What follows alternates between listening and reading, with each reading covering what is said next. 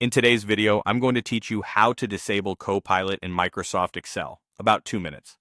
If you'd like a cleaner workspace, fewer distractions, or you're following company guidelines, turning off Copilot in Excel is quick and straightforward.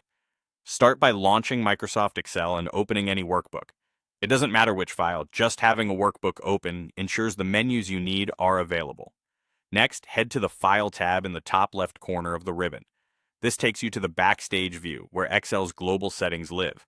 In the sidebar, choose Options. That opens the Excel Options dialog box, which is the control center for most application preferences. Inside Excel Options, look for the Copilot tab on the left-hand list. Select it to see the settings specific to Copilot. Here, you'll find a checkbox labeled Enable Copilot. To turn Copilot off, simply clear or uncheck that box. This tells Excel not to load Copilot features in your session, which can help streamline the interface and reduce pop-ups or prompts if you prefer to work without AI assistance. Once you've made that change, click OK to save your settings and close the dialog. This applies your preference, but to fully finalize it, you'll want to restart Excel. Before you do, save any open workbooks to avoid losing changes. Then close the application completely and reopen it. After the restart, you should see the Copilot icon either grayed out or removed from the ribbon, confirming that it's disabled. A quick note on expectations.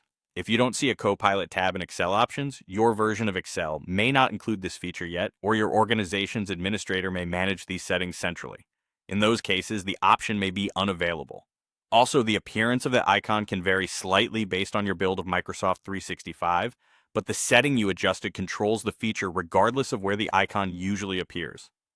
If you ever want Copilot back, just return to the same Excel options area, open the Copilot tab, recheck Enable Copilot, click OK, and restart Excel again. It's the exact same path in reverse. That's all there is to it. You've disabled Copilot in Excel, kept your workspace focused, and ensured your settings persist after a restart.